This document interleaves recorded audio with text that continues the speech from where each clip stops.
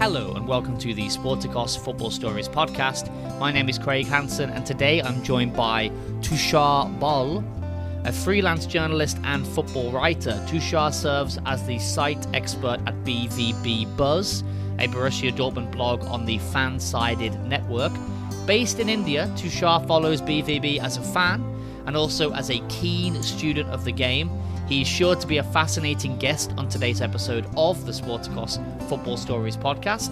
Don't forget, if you enjoy the show, we urge you to leave a 5-star review on Apple Podcasts. This is extremely important to us.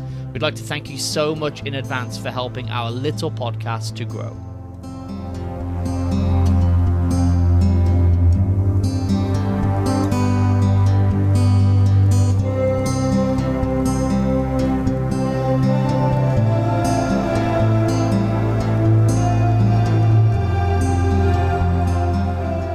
Hey Tushar, how you doing? Hi, thank you for having me on. I'm doing good. How are you? I'm very well, thank you. Thank you so much for coming on. We really appreciate it. I'm really excited to speak about Dortmund today because Dortmund are, for many people, sort of a second team. You know, it's a huge club that has a lot of respect from fans around the world, and I include myself in that. There's a lot to like about Dortmund, which we're going to get into today. But before we do that, let's take a little trip down memory lane and talk about how you first became enamored with the club. So do you remember sort of how old you were when you first sort of discovered the club, and what attracted you to them? Was there a particular player? Was there a particular aspect of the club that drew you in? I would say when I was a kid, I used to follow the Premier League quite a bit, but as I grew older, I started following the Bundesliga, and the Bundesliga is not like the Premier League. It's such a different sort of league, which is not run by money. Their primary focus is not to, sign attractive and big name players or stuff like that. But they just do things differently, and that is what attracted me to the Bundesliga in the first place. And of the Bundesliga teams, there are so many great teams with great traditions and stuff, and I think Borussia Dortmund is one of them. And that is what attracted me, kind of like the traditional sense that the club, the principles the club is run on, their non-football work, it's quite popular, and obviously they're an attractive team to watch. They haven't been as successful of late, but they just do things differently, and that is what attracted me to them. Yeah, that makes sense. And how many years ago are we talking when you first started sort of switching your attention from the Premier League towards the Bundesliga? I think it's been like 7 years now. When I was in college, I started following them when I started my college, and then I got the chance to write for BVB Buzz, so that just helped me fall even more in love with Dortmund, just covering them week in, week out, and covering their games, writing about the news stories, and writing features and everything. So it's just been a slow process, and I think like over the years I've fallen more and more in love with the club. Okay, nice. And do you remember who was in charge at the time, who the manager was, and who the sort of big players were at that point? At that time, Thomas Tuchel had just been sacked. When I started writing about Dortmund, and I started actually covering them and following them religiously, Thomas Tuchel had just been sacked, and they appointed Peter Bosz. I don't know if you're aware of him. Yeah, a little bit. He was appointed, and he had such a great start, but then he lost a run of games and was sacked like 3 months later. And that was an interesting season for sure. As far as the leading players are concerned, I think Aubameyang and Dembele left that season. So, but Batshuayi had a quite interesting and eventful loan spell for 6 months. And Marco Reus, he was injured, but then he returned, and he also made a bit of an impact. So that season wasn't exactly the best season for Borussia Dortmund. But yeah, they've gotten so much better over the last couple of years, last 3-4 years, and the only way is up, I think, for this club. And you mentioned that you sort of switched allegiances, or rather interest, from the Premier League towards the Bundesliga. Is there a big movement for the Bundesliga where you are in India? Because I remember seeing an interview with Christian Siever, if I'm pronouncing that right, the Bundesliga CEO, and he was talking about how much they're trying to sort of grow the league as a global brand. And this was a few years ago that I saw this interview, and talking about trying to get the Bundesliga out there all over the world, just like the Premier League is. I was just wondering, are you sort of an example of that? Have they succeeded in doing that? Is the Bundesliga growing in India? Yeah, and not just in India. I think it's growing quite a bit in the United States, in China, in like pretty much everywhere around the world. Covering the BVB Buzz page, I can see fans from all over the world basically tuning in and commenting and retweeting our tweets, and like following the club religiously. And I think not just Borussia Dortmund or Bundesliga clubs, even two Bundesliga clubs or second division clubs like St. Pauli, you can see they have such a huge fan following all over the world. And I remember I did my dissertation, I covered St. Pauli, and I spoke to a St. Pauli fan who lives in the United States, and he watches every one of their games, like waking up at 7 or 8 in the morning, and and even their games aren't like always broadcast over there, so he follows them still like quite with great passion. And I think that this is what makes the Bundesliga stand out. It's the passion of the teams, of the fans, and more than on the pitch, they care also about off the pitch stuff and different causes. Every team almost has a different cause, and they work so hard for that. So that is what makes the Bundesliga stand out. Like not their money, but the passion and the love. Like that attracts a different kind of fan. Yeah, that makes sense. And you mentioned that the person you interviewed there from the United States, and the sort of times that they were waking up and difficulty with networks. How is it where you are? How does the time difference work? Sort of, if there's an afternoon game, what kind of time are you watching that? I assume for you it's kind of the opposite. You're watching it like later rather than earlier, I guess. And what about the TV networks? Is it widely covered over there? Yeah, it's covered pretty widely over here. I think they have a what's it called? I think one of the networks broadcasts it all the games. So it's a lot better than in the UK. I've seen a lot of people complain that Sky Sports, who have the coverage right now, that it's not good enough, and they only broadcast like 2 or 3 of the games every weekend. But here, I think every Yeah. game is broadcast. And as for the timings, the games are at like 7 or 8 or 9, sometimes at 10 if it's the late kickoff. But yeah, I think if it's not the Champions League game, the Champions League games start at like 1:30 sometimes. Yeah, Especially so that's a little bit yeah, tricky. especially during the winters when the clocks move forward. But the Bundesliga games are like 7, 8, 9, so that's pretty decent. Yeah, that is really decent, because I've spoken to a lot of Americans too for this show, and it tends to be, it's still okay. They're all happy with it, but yeah, like you said, 7:30 in the morning, 8 o'clock in the morning, this kind of stuff. It sounds like for you, it's not a massive sacrifice, sort of 8 o'clock at night, if you're lucky, and it's not a Champions League game. And even if it is, that's 1 o'clock in the morning isn't so crazy. I know that for us Brits, for example, who are fans of fighting, Yeah. boxing or MMA or anything like that, we have crazy 5 a.m.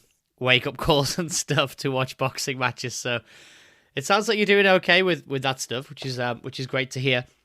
I wondered about where you are in your community there. If you have any kind of sort of BVB community, do you know any other Dortmund fans? Are you able to watch the games together and have a sort of like a kind of atmosphere there when you watch the games? Actually, yeah, we do have a couple of registered official fan clubs over in India, but not in the city where I live. They're in different cities. So yeah, but there are a couple of Borussia Dortmund fan clubs over in India, and I think they watch the games together whenever they get the chance. Obviously, with COVID, it's now difficult, but there are a couple. Yeah. So maybe that could be a sort of trip in the future, maybe to go to one of those cities and watch a game with the fellow Dortmund fans. Yeah, that would be nice, but since I'm covering the games, I don't think I'd be able to, watch it religiously like that. So, Yeah, well, I guess that's something I wanted to come on to now is that when you're watching in more of a sort of journalistic capacity or an analytical capacity, do you find that you watch the games differently now because maybe you're not allowed to just watch it and be like driven by emotion? You have to be a little bit more cold and calculated. How is the experience of watching the matches different in your role now compared to when you were just a regular fan?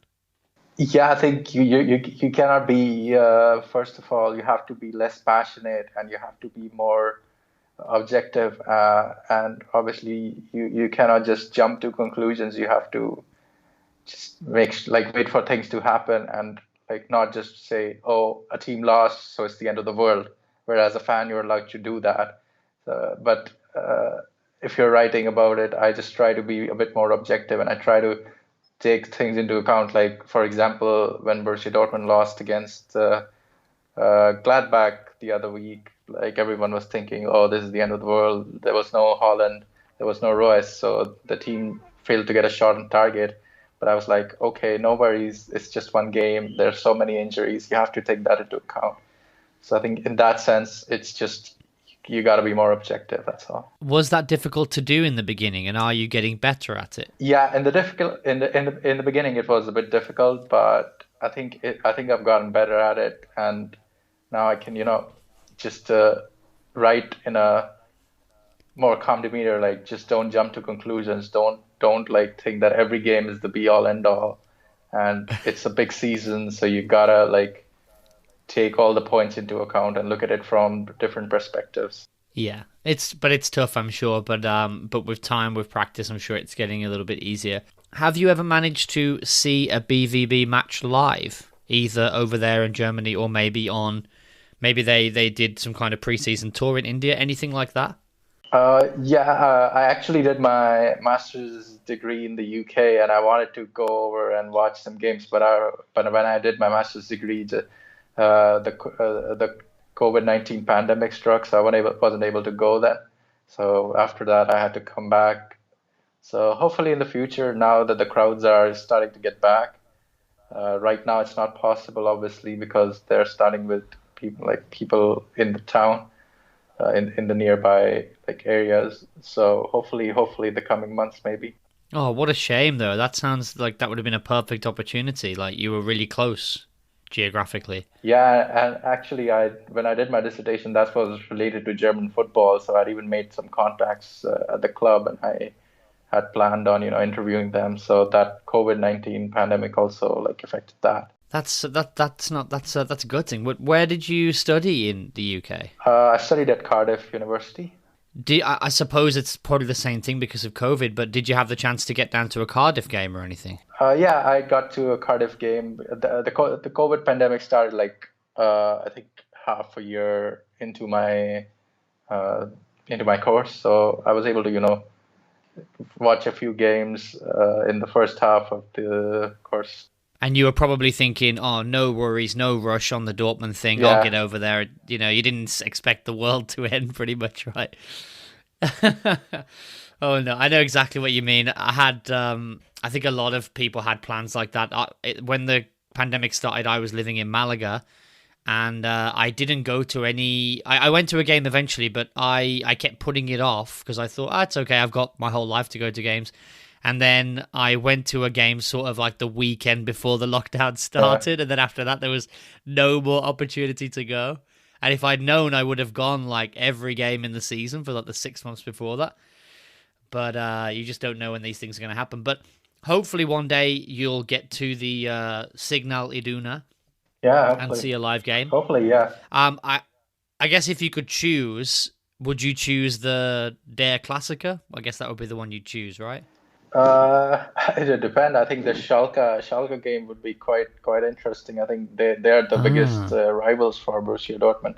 So if they get promoted this season, then yeah, Schalke, I would say, more than Bayern.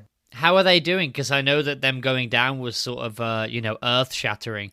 Are they like romping the second league? Are they top of the league, flying away, or? No, they're not top of the league at the moment. They're actually mid-table, I want to say. Oh I don't God. actually fully know, but yeah, they're not top of the league. So I think St. Pauli are on top of the league, which is pretty cool. I would love to see them back in the Bundesliga.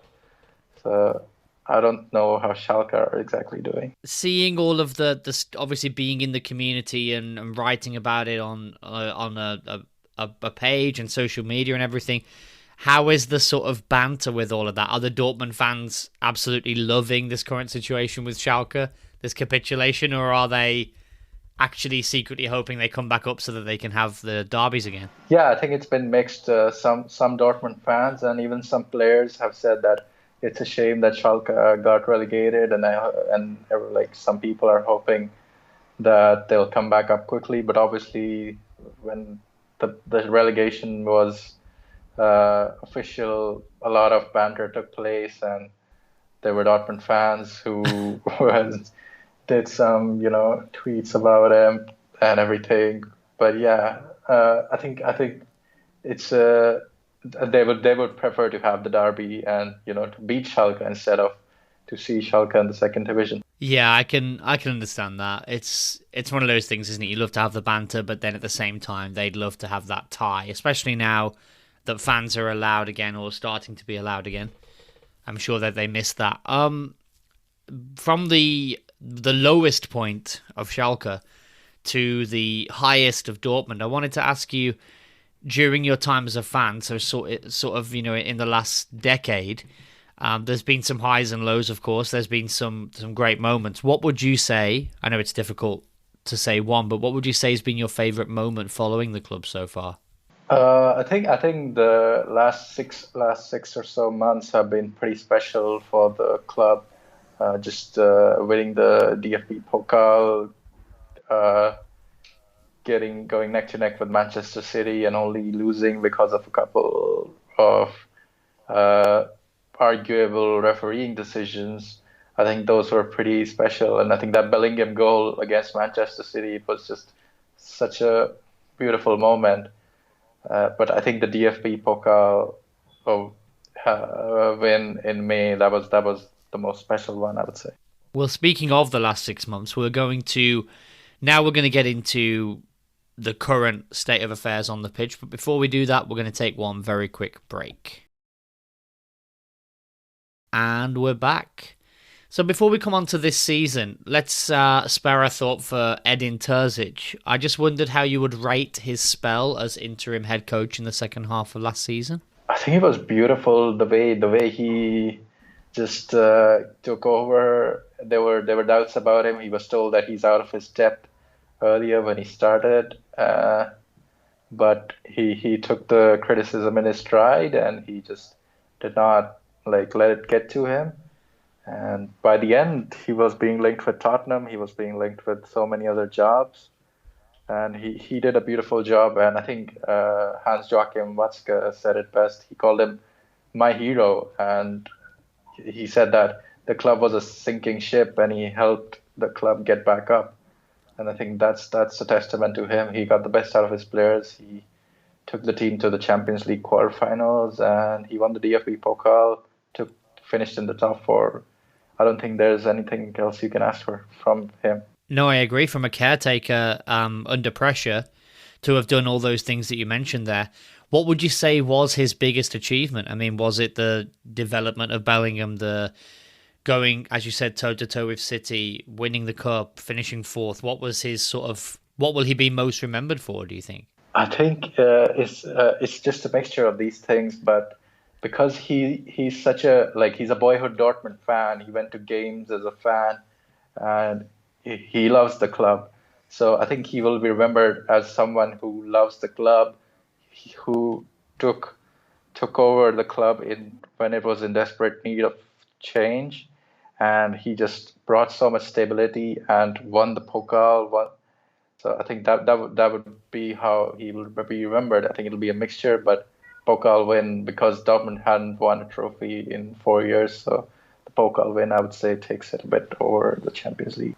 Yeah, and I think in terms of the history books, that's probably the thing that people will remember the most. But I'm sure there's lots of other nuanced impacts that he had on and off the pitch. Yeah, for sure.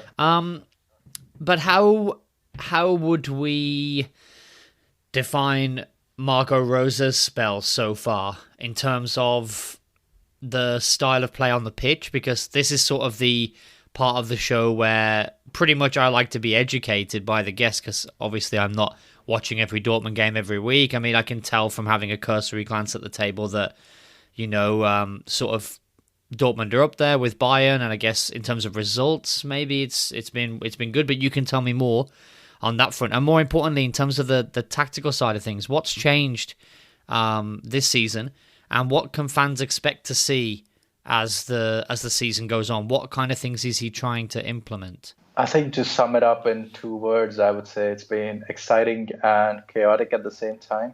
Okay. Our defense, I think they're conceding a goal almost every game, and they've only kept like one or two clean sheets.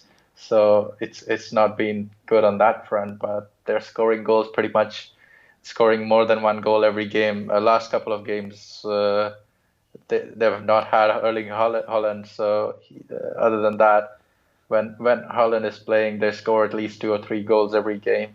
And there is more of an emphasis on pressing. There is more of an emphasis on playing attack-minded football. He has changed the formation, and now they play with a diamond 4-4-2, with Haaland being the focal point of it, and with Mullen and Royce playing just in behind him, and Mullen is the second striker. So that formation has. They're obviously still adjusting to the formation, and doesn't help that I think since the start of the season up to now, they've had at least 5 injuries at one point, and right now even they have like 10 injuries. So injuries haven't helped. So I think for Dortmund haven't fully adjusted yet, and they haven't had the time yet to adjust because of a lack of preseason. But it's been exciting in terms of the football, and I think it'll get better. It'll get more stable in terms of defense as well once all the players are back, and once the players get adjusted to the style of play. And I think it's just a matter of when. I think it'll be a really good season for Dortmund. I don't know if they'll be able to win the Bundesliga title or not, but this system, I think, can get the best out of the players, especially the likes of Bellingham. Bellingham's putting in good performances every week. He's starting every game. He's taken his game to a whole new level this season. And even the players, some of the players who were considered to be fringe players, and they're winning over the fans. So Rose is getting the best out of the players, I would say. And I know that you're more level-headed, as you said earlier in your analysis, but what's the general consensus among the fans right now? Is he being supported? Are people enjoying this exciting chaos in general? Yeah, definitely. They're enjoying it. The only thing is the defense isn't really keeping clean sheets, and they're conceding so many goals. I think they've conceded like 13, 14 goals in the Bundesliga already. So that's not good, and that needs to change. But I think the fans are enjoying it. As long as you score one more goal than the opposition, I think the fans will go home happy. And we've seen that. We've seen a couple of 4-3s. We've seen 5-3s as well.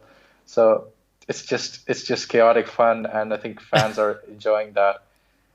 Once the injury curse ends, I think it'll get even more enjoyable, because all the players will be fit, and even they'll be able to play the style of play Rose wants in a better manner as well. Yeah, you'd rather win 5-3 than 1-0, I think, for sure. That sounds a lot more fun. But you said that there's sort of been issues with defensively, mostly because of injuries. Is that was there a lack of strength in depth in terms of the defence, or did you have like a Liverpool situation where just all of the defenders are injured? Or yeah, it was a Liverpool situation actually. At one point, we have 5 defenders: the Mats Hummels, Dan Axel Zagadou. They've brought in Somaila Koulibaly from PSG. He's a talented young defender. He's injured. He hasn't played a game. Dan Axel Zagadou hasn't played a game. Hummels, he's been struggling with a problem since the Euros. And Manuel Akanji, he just returned from his post Euro 2020 break, and 1 week later he was starting his first game. So he didn't have a preseason either. So it's basically like he didn't have any defensive partners, so we had Axel Witsel start in defense at the start of the season. Oh my God, Axel Witsel was playing at centre back? Yeah, for the first 3 or 4 games. I think he played against Bayern as well at centre back. That explains a lot. That's crazy. So it really was a Liverpool situation then.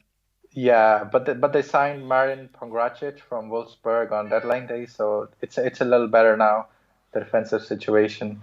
Is it true that like maybe Hummels is the key as well? Maybe when Hummels comes back, because he's so experienced, Yeah, Hummels is back now. He's still struggling with that injury, but he's playing again, so that's good. And I think they've kept a couple of decent shifts in defense in the last couple of games. I think they kept a clean sheet against Sporting in the Champions League, so that's a good sign. Now they just need to,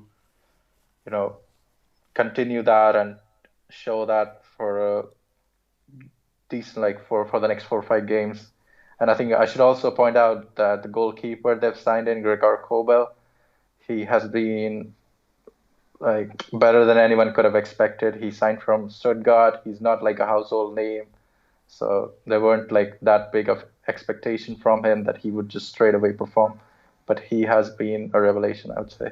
Well, fingers crossed then that hopefully some of these 3-2s can be turning into 3-0s, I guess, soon, with some improvements at the back. But moving to more of the forward positions, obviously, Dortmund has had and still has some very glamorous attacking players that, of course, I'm going to obviously ask you about, obviously. And the first one is Jadon Sancho. Now that he's gone, how big a loss was he? And how has he sort of been replaced? Was there a signing brought in, or in this change of formation, is there just sort of a different emphasis? What's been the sort of solution with Sancho being gone?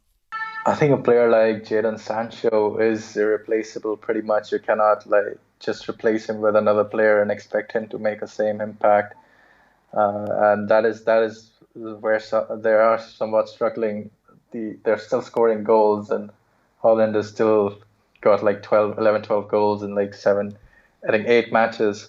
So that is ridiculous. But they are still missing Sancho and his creativity and his movement and everything. But as you said, the change in formation has brought in Daniel Malin. They've signed him as not a Sancho one-on-one replacement, but as a player to come in and just help improve add a different option, add a different dimension to the attack.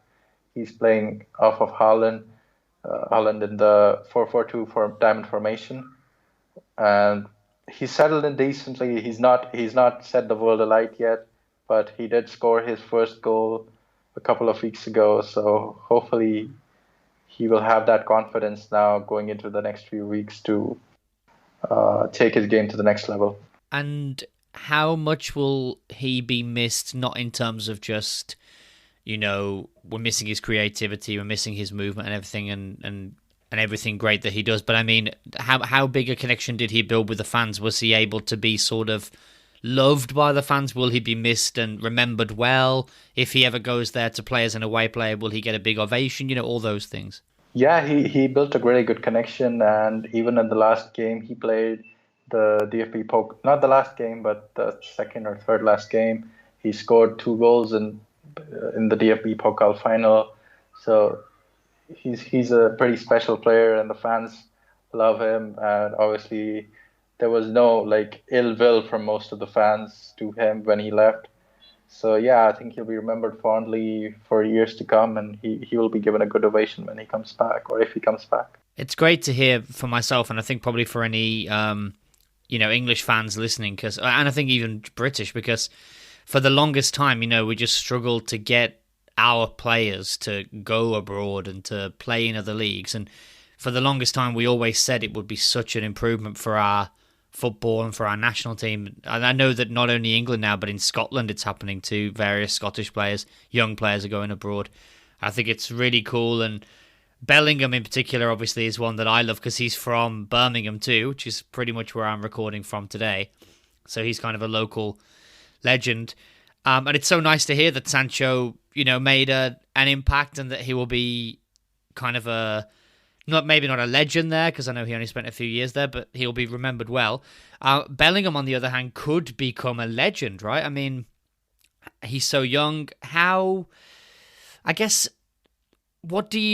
difficult to predict the future, but do you see him having a fairly long career there? Because I know it's not quite the same as it was with Sancho and that it is with Haaland, with the constant speculation. It's not guaranteed that he'll be coming back to England in 2 years or something, right? Does he look like he might be interested in staying for the long term? Yeah, if you listen, like if you see what he's saying in his interviews, it looks like he loves Borussia Dortmund and he'll spend the rest of his career here.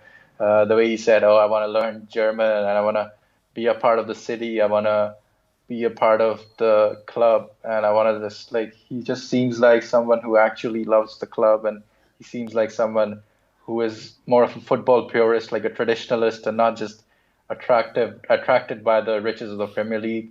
I know Sancho isn't either, but I can understand him wanting to return home. But I think Bellingham is a bit different, and yeah, he might end up staying for a few more years in that sense.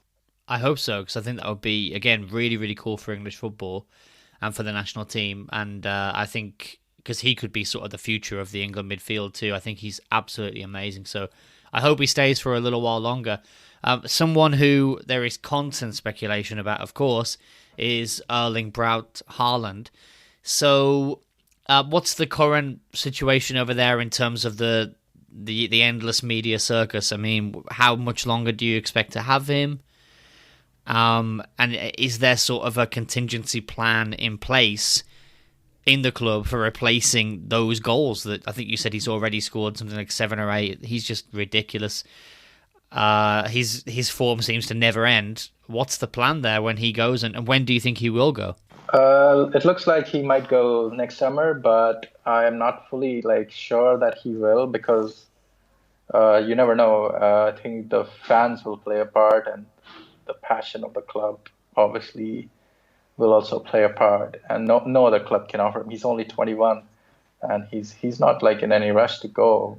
And he's also said so many times that he loves playing for this club, and he loves the fans. He loves performing in front of this yellow wall, and with the fans coming back, I think that could help him, realize that okay, this club is where I want to stay.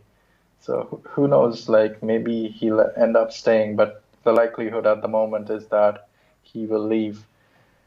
As for the contingency plans, I don't know. They're being linked with Karim Adeyemi from RB Salzburg, and it looks like they're the favorites to sign him, which could be another really good signing for the future. But he's also not someone who would necessarily replace Haaland's goals. So I think they might just bring in another striker, like 1 or 2 players. They're not going to spend the entire fee they get for him, same with Sancho, but they will spend somewhere around 30-40 million to bring in a new striker. And depending on how Haaland's future goes, of course, and how much money they get for him, they might bring in a new striker, and then hopefully it'll be fine. And do you think, given the domination of Bayern, which I think sometimes goes under the radar when fans talk about sort of, different leagues and how they're predictable and whatever, they tend to forget that it seems like Bayern have won, 9 in a row now or something? It seems like a kind of insurmountable challenge to wrestle the title off them. Is there sort of a fear that this is the time to do that with this, arguably the new Ronaldo and Messi kind of thing? Haaland's going to be the future best player in the world, maybe. Is this the time to win the league? And if he goes and you have to bring in sort of a good, decent sort of replacement who's going to score half the goals, maybe there'll never be a better time than now to win the Bundesliga. Is that something that people are worried about?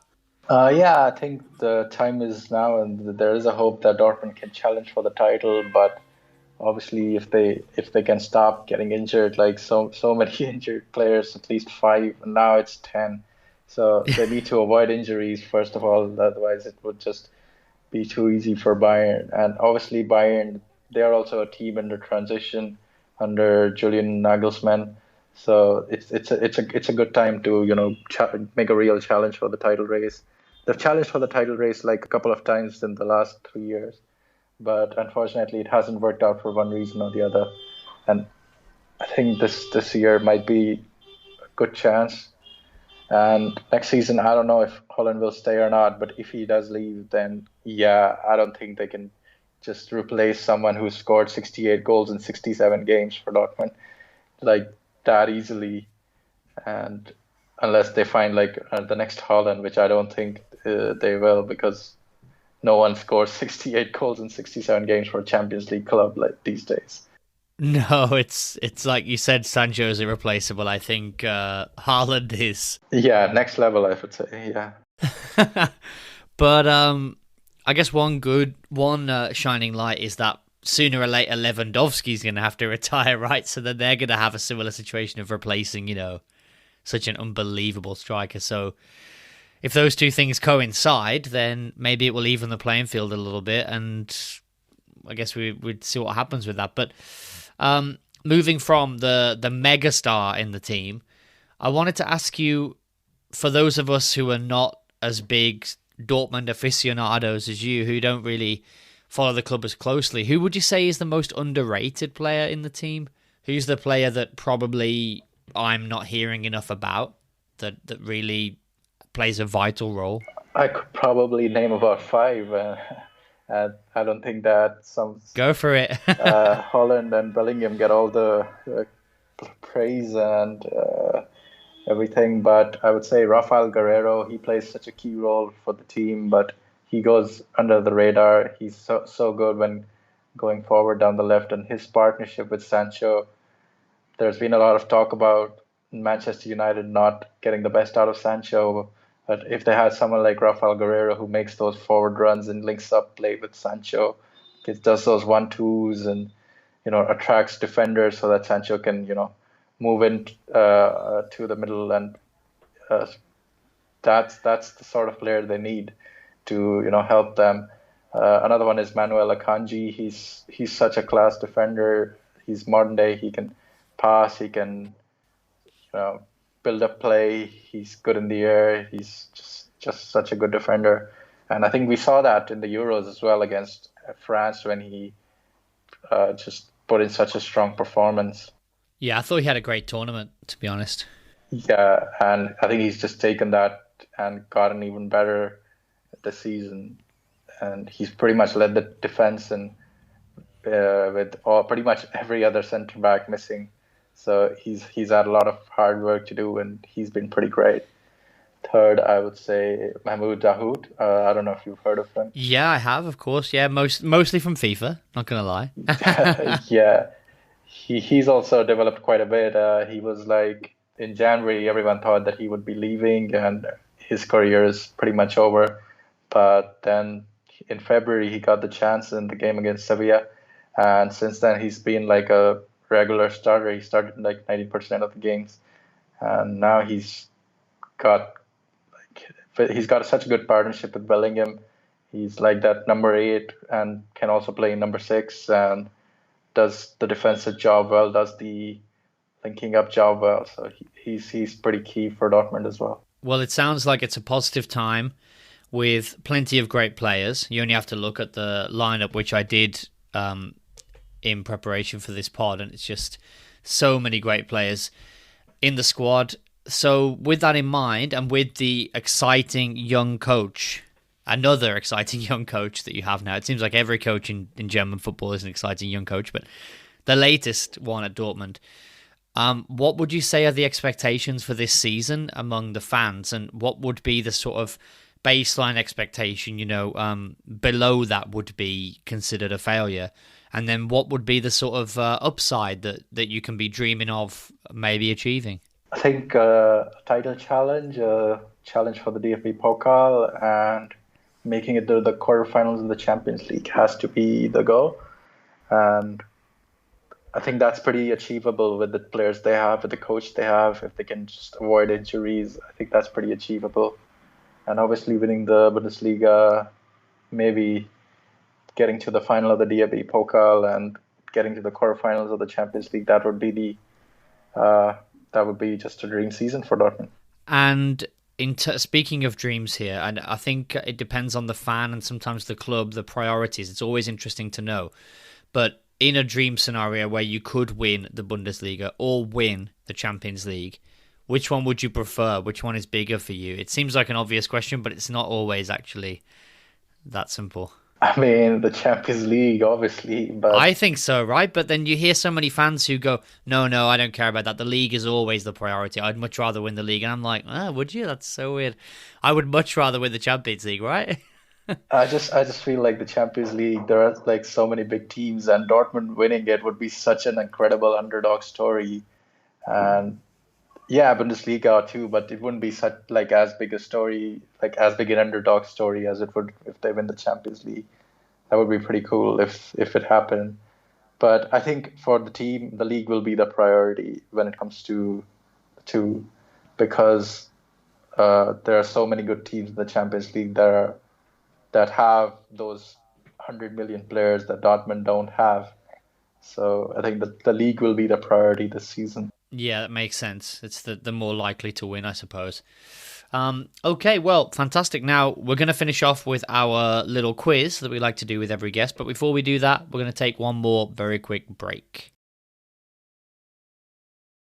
And we're back. So, Tushar, I hope you're ready.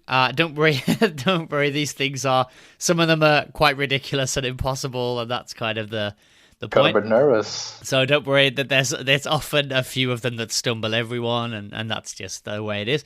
But there should be a few on here that will be okay too, I think. So we're going to get started with Do You Know Your Heroes?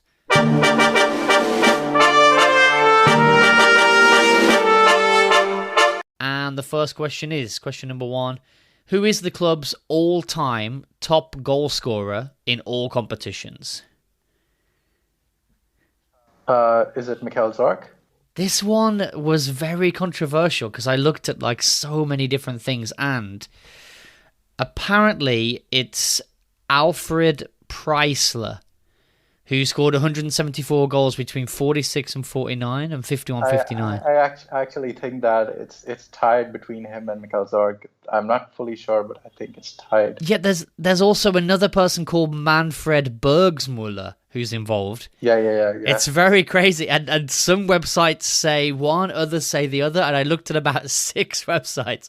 And in the end, I came down with Preisler. But yeah. I think because you referenced Zorc, we'll give you a point because that was one of the 3 that I saw mentioned. Okay, because I know that there was an interview with Marco Reus earlier this season. And he said that, I'm looking forward to catching Mikhail Zorc. And he's like some 15, 16 goals away from Mikhail Zorc. So I think that's why Zorc was the one I answered. So if that's probably the one in that case that the club consider, then we'll go with that. Because I think that's a pretty good bar, isn't it? If Royce considers him to be the top, then probably he's the top. But yeah, it's normally that one's quite cut and dry. But in the case of Dortmund, it was very interesting. I saw like a lot of different kind of disputes going on with it. So it's quite cool. But anyway, we're going to say we are 1 for 1. Let's move on to question 2. Which player has made the most appearances in a Dortmund shirt? This one has to be Zorc. This one is definitely Zorc. Do you happen to know how many? Gotta be at least 500. He was at the club for like his whole career.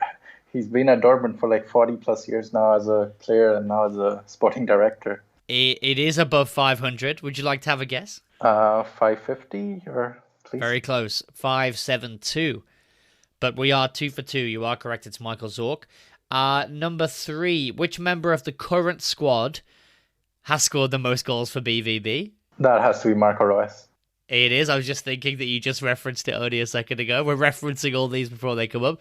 Of course, it's club captain Marco Reus with 142 goals. He started his career there in 2012 and continues to play now. Going a little bit back in time now, but not as far as we were before. Who is the only Brit to have won a European competition as a Dortmund player? Paul Lambert. Correct. Paul Lambert, being, of course, a Scot, won that not-so-elusive Champions League in 1997. So maybe you could try and win another one of those this year. But unlike many clubs that dream of it, like the mighty PSG and Man City with £100 million players, Dortmund have actually already won that, which is pretty cool. Question 5. Who was the last Dortmund player? This one, just so you know, this one goes down to the minutiae. Who was the last Dortmund player to score a goal at a World Cup? So, literally, chronologically speaking, the last Dortmund player to score a goal in a World Cup. Oh, this one's going to be tough. It is. The World Cup. I want to say... who scored at the 2018 World Cup? I can't think of it anywhere right now. You want to throw out a guess? Was it Marco Reus? Correct. Very good. Now, the funny thing about this one is that Batshuayi was there at the time as well. I know on loan, but... Yeah, I was thinking Batshuayi. That would have counted. But they both scored on the same day, on 23rd of June. But Reus scored 7 hours later. Okay. So he is officially the last Dortmund player to have scored in a World Cup. That will, of course, change, I'm sure, next year. But yeah, Batshuayi also scored just slightly earlier in the day. Okay, so we're 5 for 5. Question 6. Who was the club's top assist provider in the Bundesliga last season? That has to be Jadon Sancho, I think. Correct. Do you know how many? 12? Very close. 11. But it's correct because we only needed Jadon Sancho. But yes, he scored 11. So he provided 11 assists in only 26 appearances, apparently. That's pretty special. Question 7. This is probably the most difficult one, unless you look up this stuff all the time. Of the 131 editions of Der Klassiker that have taken place so far across all competitions, how many have Borussia Dortmund won? That's a tough one. I'll just have to guess. So there's, just to help you, that there's been 131 in all competitions. So if you're going to do a sort of guess based on that, how many do you think? 40? Close, really close. 33. They've won 33. Bayern have won 64, and there's been 34 draws. That's in all competitions. Still very, very good. We are 6 for 7, which leads us on to our final question. This one is, we do a similar thing every time with this. It's quite fun. Gets you thinking. Aside from, of course, Germany, which country is the best represented in the current Dortmund first team squad? So, of course, there's a bunch of Germans. I don't know how many, like 12 or something. Belgium. Has to be Belgium. According to my research, it's Switzerland. Oh, yeah. Sorry. It's got to be Switzerland, yeah. Four players. And this is because of the very good 4 players, exactly. Can you name them? Roman Bürki, Manuel Akanji, Marvin Hitz, Gregor Kobel, and there's a couple from the youth team as well, actually. Yeah, but in the first team, those are the 4, and I suppose it's because 1 or 2 of those have only just come in, right? Yeah, Gregor Kobel has just come in, but to be fair, I forgot about Roman Bürki for a second because he's just been frozen out and he's not going to play for the club again. Oh, you can't forget such a legend. I mean, he's just out, like he's free to leave for nothing. He's a representative at this point, right? An ambassador. Yeah, he trains with the team, but he's not going to play again, I don't think, unless both Kobel and Hitz get injured. He's in the Scott Carson role, I guess. But he's at least he's been there a long time, right? So he knows the club, so that's a good thing to have around the training ground, I guess. But yeah, you were quite right that the next second best is Belgium with 3. So had Kobel not come in, then you would have been on the money basically. So very close. But 6 out of 8 is very good, very respectable. Before we go, Tushar, would you like to tell the listeners where they can check out your stuff, whether that's writing, audio, anything you do on any platforms? Feel free to plug it now. Well, for football fans, I write about Borussia Dortmund and a bit of German football for BVB Buzz. So you can find us on bvbbuzz.com and Twitter BVB Buzz. And if any of you follow cricket, then I also write for a few cricket freelance websites. So yeah, I mean, I don't think any of your followers watch cricket, so I won't plug that. I used to watch cricket when I was a kid, but unfortunately now I don't know anything. I mean, my references would be like, I remember Matthias Muller-Litheren. So maybe he's like 60 now. Yeah, so like I think cricket's popularity has decreased a lot, so I don't think I want to plug that. But everybody head over to BVB Buzz to check out all things Dortmund, and as you said, the Bundesliga. There's a lot of great content over there. Thank you so much again, Tushar, for coming on the show. Really enjoyed speaking to you. And good luck for the season. Hopefully Dortmund will be right up there challenging for the Bundesliga title. Yeah, I hope so too. Thank you for having me on. It was very enjoyable, and good luck to you as well. Thanks, buddy. Thank you so much. Catch you later.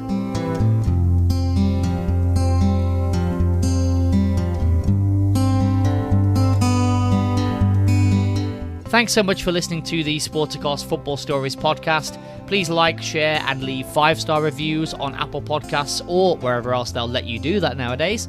This is crucial to a show of our size. Also, if you enjoyed today's episode, please tell a friend online or offline. That really helps a small podcast like ours to grow organically. Head to www.sporticos.com for live streams, data, statistics, and much more from the world of football.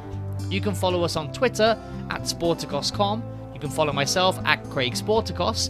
And we'd also love to read out the thoughts and questions of our listeners, so please feel free to tweet those to me anytime or send us an email to show@sporticos.com with your opinions or your questions, and we'll get to them on the next episode. Thanks again to Tushar for coming on to speak to us today. Thanks so much to you for listening, and see you on the next episode of the Sporticos Football Stories podcast.